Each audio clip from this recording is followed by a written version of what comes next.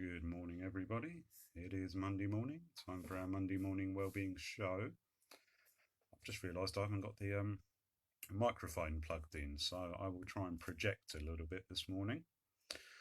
And I'll just wait for a few people to pass by as usual. Try and get a little bit of the light out the picture there. And check I've got my notes and things. And that we're good to go. Okay. So we're at the back end of June already, aren't we? We just had the longest day and the summer solstice. So what do we got? Days are going to be getting a little bit shorter, but hopefully warmer for a bit as well. So make the most of the sunshine, and it is a beautiful day outside today. I think I've noticed really quite how maybe sensitive I've become to the weather and things, and trying to focus on how good the weather makes me feel when it's nice and bright, and I suppose acknowledge that the effect that the weather does have on your mood if it is a bit mucky. So maybe sometimes you can discount some of the feelings if we're not feeling so great. That some of that is down to the weather, as well as other things in our environment. So there you go. Okay, so I thought as we've just hit the middle of the year, we'd go over a little bit what we've been looking at over time on the Wellbeing show, and that if we've put all these things into practice, we should have grown a bit by now, and if we haven't, we'll go over some of the things that we've done. And if you haven't looked at those videos or looked into those subjects, do feel free to, because as we say all the time on this show and in mental health generally, the more ways we look after ourselves and take care, this all helps with our mental health, with our coping, with getting by on our day to day, and moving forward with things, which is what we want to do, isn't it? We don't just want to survive. We don't just want to get through things. We want to work out where we want to be going, and we want to try and help ourselves head that way. And as we know, some of that is looking for help from other people and the people around us, family, friends, colleagues, services. So there's lots of support there, isn't there, as well as what we can be doing ourselves to move forward with things. So that's the idea. So the things that we've spoken about. We've spoken about this idea of not being scared of life, seeing it as a game and a challenge and a puzzle, and in that sense, try and have victory over it and win, be winning with things, and have dominion over our lives and life situations. So taking things as they come, working with things. As we've said, we've got material, we've got whatever the situation is, and we've got ourselves, and we've got the people around us as well to help us work through things and move forward. So let's think, we're walking in victory over our day. We're being like Marcus Aurelius that we spoke about with Stoicism.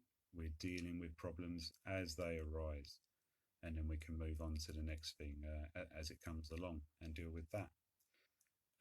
We're being like Seneca from Stoicism. We're looking for the good life, and we're carving out the good life for ourselves by our acts of kindness and the little things in life, being pleased with the things around us in life. It's really important. We're also learned to be a bit like Diogenes, the other philosopher, using our dog philosophy to accept our bodies and the way they change, and that's all natural. And from Diogenes, we're laughing at the world and the silliness, and laughing at other people when they're taking themselves too seriously, trying to help them out. We're like Väinämöinen in the Kalevala that we looked at. We're trying to be with nature, trying to be positive, trying to feel our connection to the things around us, share stories, learn from stories, and share our wisdom, gain wisdom.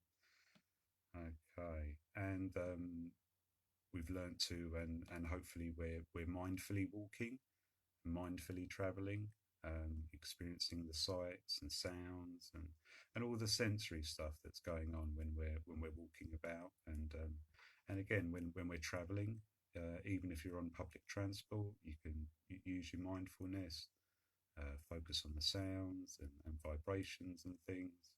And it's about being in the moment, isn't it? Which is what all those Stoics were saying as well. It's about today, and that's where we should be and where our focus should lie. Okay, and we've learnt about our lens, looking through life through different lenses, that there are helpful ways to look at life and the things that are going on around us. And there are less helpful ways as well. And we spoke over South Church Hall Park about using our beauty lens to distract us and to see the joy in things and the light in things and to be pleased with things and feel good about things. We've chatted about and we've worked on being close to our mental health, close to our thoughts and feelings on our day by day and from moment to moment, and to see it as something rewarding and fulfilling and positive to work with our mental health. Feel joy in the challenge of finding out about yourself, overcoming things, moving forward. These are all positive things, aren't they? We've also spoken about the importance of empathy, trying to understand the other person's position, their feelings, their experience, and hopefully that increases our wisdom by learning about how things are for other people, how they experience things. So again, we've learned to use Stoicism to focus on the present. The Stoics used to say we spend too much time ruminating on the past and worrying about the future, when tomorrow never comes, does it? It's always today, and it's always the moment, and it's always that asking yourself, what can I do right now to make things a little bit better, to increase my chances for that piece of happiness that we've found out we're entitled to try and get, to try and find. Okay. And we've looked at ourselves in relation to our environment, and that how we take our environment and the things going on around us can disturb us, but we can change ourselves and we can change our environment. We've spoken about not taking on other people's ideals, being ourselves.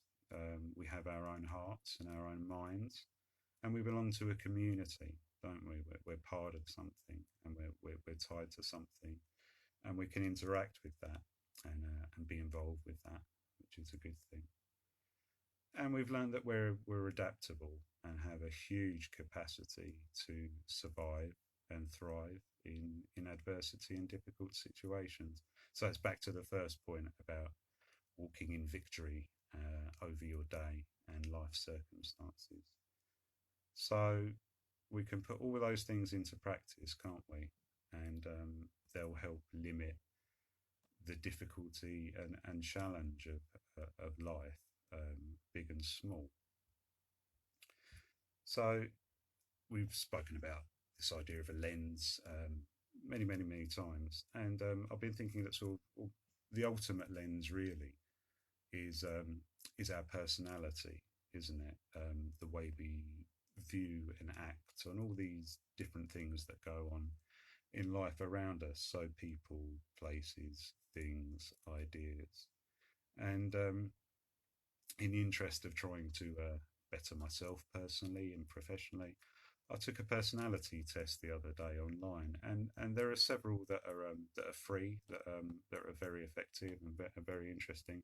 But I actually did a paid one, which is it's a personality test based on the ocean system. So what's called the Big Five. So the Big Five personality traits, and there are lots of versions with the Big Five, but the version I took as well breaks them down into a further 10 subsections. So you take a personality test of 100 questions, and it sort of calculates, calibrates your personality based on that, and many thousands of people that have also taken the test.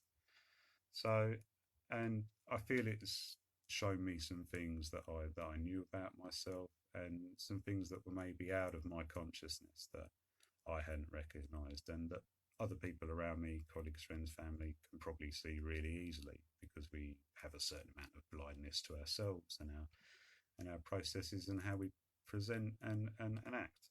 So I just wanted to describe what the measure is of this sort of personality test, and I just explain a little bit about some of my scores on it, and what I think it reflects about me, what I think you could learn about yourselves doing a similar test, and just this idea of investing in yourself, investing in your future, your character, your personality, these sort of things. Yeah. So, as I said, the personality test, the Big Five, is called the Ocean test as well, and it's an acronym. So it's O for openness, C for conscientiousness, E for extraversion, A for agreeableness, and N for neuroticism. So these are different areas, aren't they? And then each of those are broken down further.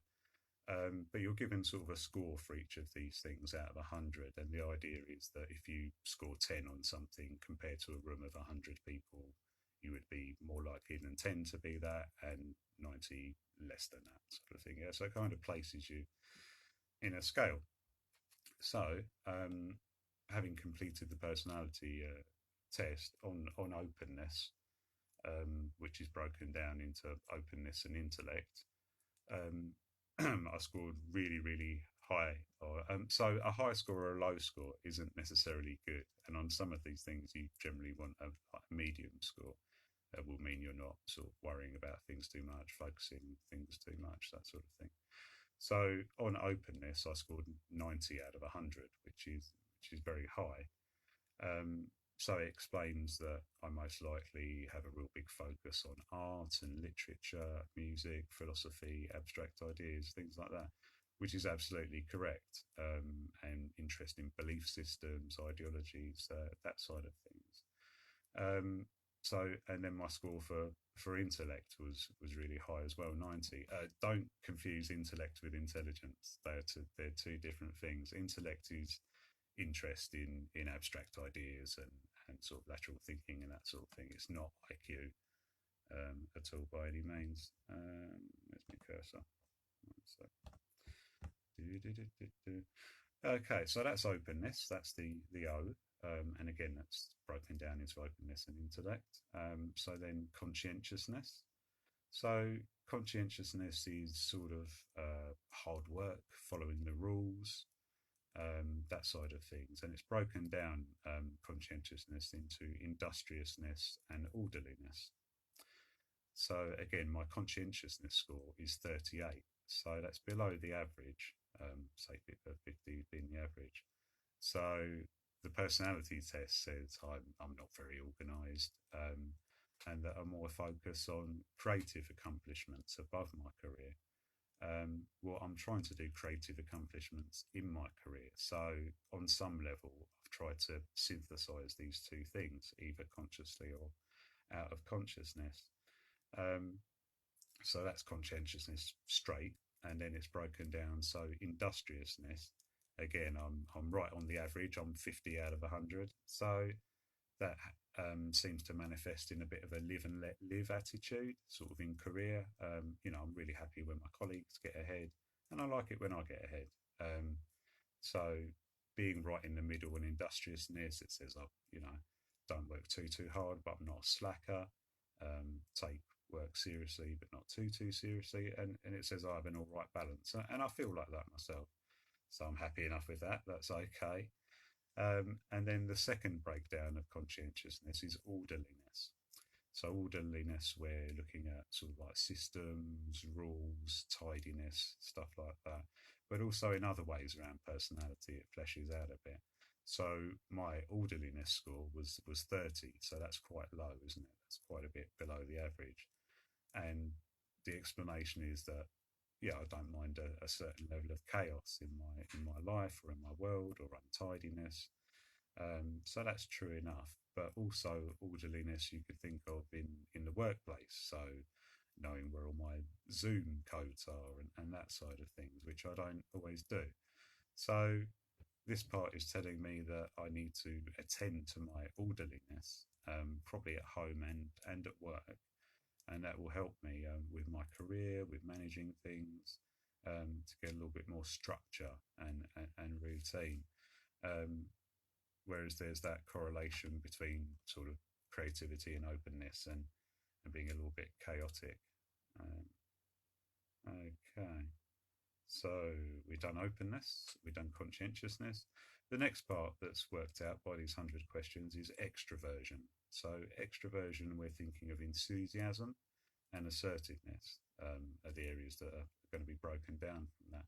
So, just on the round score of enthusiasm, I scored 90, which is very, very, very high. So this is generally seen of people that are talkative, like social situations, and a very high score, which I've got, is associated with being convincing. So working in mental health and trying to guide and nudge and support people, being convincing is very helpful, showing people you're listening, that you care, and that side of things. So that's extraversion just as itself. But it's then broken down into enthusiasm and assertiveness. So enthusiasm, again, I've got a really, really high score of 80. And this seems to be associated with people who like to laugh more than average, crave stimulation and fun, and they're people that are encouraging and positive about the future. So some of these things I'm reading, and it's like, well, that's exactly me. And some things you read, you know you're not so sure about, or you weren't aware of, which is interesting in itself. So high enthusiasm, helpful for working with people and the things that I do and having a creative outlet. So that's really good stuff. And then assertiveness. I don't know if it was just the way I answered the questions on the day, but again, scored really, really high on assertiveness.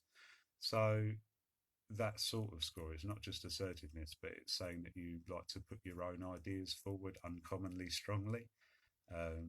Colleagues and friends will recognise that, I'm sure. And that their communication styles associated with leadership, management, and that you don't really wait for others to lead the way. But this also can mean that you sort of leap in heedlessly with sort of mixed consequences, a bit of a risk taker. So this says that type of assertiveness isn't great for being a manager or sort of admin or those sort of things, but more creative ideas and working with people. Okay, so we've done 3 there, haven't we, of the big 5 personality traits. We've done openness, conscientiousness, and extraversion. So the next part, the A of the OCEAN acronym, is agreeableness. So agreeableness is broken down into compassion and politeness. So for the all-round score of agreeableness, I scored above average, 61. So this is meant to be associated or seen as being cooperative, warm, considerate. And what you'll find is some of these personality traits, they rub up against each other in interesting ways that can be helpful or diminishing or unhelpful in specific circumstances or with specific people. So learning about these things, how you get on with people, how you think about things, it's only going to be helpful for getting what you need from people, navigating the workplace, being more assertive, these sort of things. So with agreeableness, my agreeableness score is saying that I'm cooperative, warm, considerate. Well, the warm can sometimes be a bit turned on and off, but at work I'm very warm, so there you go. And the C is for compassion. So I scored extremely high on the compassion, which is perhaps no surprise. I work in mental health, closely supporting people. I'm interested in other people's thoughts and emotions. It's really important to me. So that sort of score is associated with helping and concern and being very other oriented. So this has a little bit of warning to me about my career, that it says people don't always get what they sort of deserve for their hard work if they're that sort of agreeable around compassion, because you generally see it as to be expected to be that hardworking or things if it's around helping people and around people's emotions. You don't see it in the same way as sort of dry pen and paper work and that sort of thing. So here comes the fun one, which is a part of agreeableness, and which really rubs up against my compassion, which I scored really high on, is P for politeness. So I don't know if I was having a bad day or something when I did the personality test, but there were a couple of questions of about authority, and I must have been a bit grumpy or something. So I scored 9 out of 100 on my politeness. So that says in a room of 100 people, 90 are going to be more polite than me. So this is quite dependent on what situation I'm in, what I'm talking about, and who I'm talking to as to how polite I am. So it is something I can regulate, but where I was answering this personality test, not necessarily with my work hat on. I think I've been penalised a bit for my very low score on politeness. So the personality test says with that lower score that I don't like authority, that I'm not obedient, that I'm sceptical, and find it hard to find a place in hierarchies, and also tend to be dominant rather than submissive. So I can agree with that. I don't really like authority, but I'll take it. And obviously, I understand in the workplace, I'm very sceptical, and suppose to a degree, I find it hard to fit in hierarchies. And in the workplace, I have quite often adapted and carved out my own sort of role, and adapted things. So there's something there, isn't there? It's like I'm going to do things my way because I know best. So I don't know. Maybe I need to have a look at that and sort it out. Politeness is very important, and it's good to be able to find your place and where you sit in things. It helps you get on, helps you swim through your career and everything else that's going on. So we've done the first four letters. So the last letter is neuroticism. So this is the extent to which that you feel and experience negative emotions. And neuroticism is broken down into withdrawal and volatility here. And as I said before, it's not that like a high score or a low score is good necessarily. Sometimes you do want to cluster in the middle. So I'm quite average on neuroticism. So it says average. I have a balanced view of happiness and sadness and the past and present and the future. And I hope that's true to a degree. These things can always be improved upon. But there's an interesting part which I was saying about how these things rub up against each other in specific ways. It says that an average view of neuroticism, but coupled with low conscientiousness, which I have, can sometimes mean absenteeism from work, which I never take time off. I think I've had 2 days off in about 3 years at work. So that's an interesting one. So there must be another part of my character or personality that's rubbing up and discounting that. And my first instinct is the openness and agreeableness. It's the doing things for others. It's that I'll go to work if I feel a bit rubbish because it's more important for me to go in and help people rather than not. Whereas if I had a different level of conscientiousness, that would be different. So there are these really fun exploratory ways that these things will bounce off each other and rub against each other. And you may find that by making a small change in a part of your life, these things can synthesize and be more positive, and you can get more things from people in a helpful way and use your finesse. Okay, so the very, very, very, oh no, last two actually. So the first subset of neuroticism is withdrawal. So how much you go into yourself or process from within. So my score was 40, a little bit low, but again, that doesn't mean it's all bad or good. So the test says that I handle new, uncertain, unexpected situations well, have normal levels of doubt, self-doubt, anxiety, not really concerned something bad is going to happen. And yet, to me, that chimes, that makes sense. I don't worry about things too much, and certainly not things that I can't control or have an influence of and work with. So the very last part of neuroticism on the personality test, the Big Five test, is volatility. So my volatility was scored at 60. So in a room of 100 people, 40 people would be more volatile, and I'd be more volatile than 60 of them. So volatility in the Big Five is associated with irritability, frustratedness, argumentativeness. Um, but this idea of being more annoyed when something goes wrong, not if something goes wrong. And that chimes quite a bit with me. Again, I'm particularly in the workplace. I'm really annoyed if I do something wrong, but I'm not so worried if something could go wrong. And apparently, this is associated on some level with the fight or flight mechanism. So I presume I have a bit more fight than flight in me to a degree. So that's going through the big five. That particular one is a paid test. It costs $10. So I'm not advocating for people to go and spend money. There are lots of free versions of the big five, but just breaking down personality rather than it being this complex, muddy thing.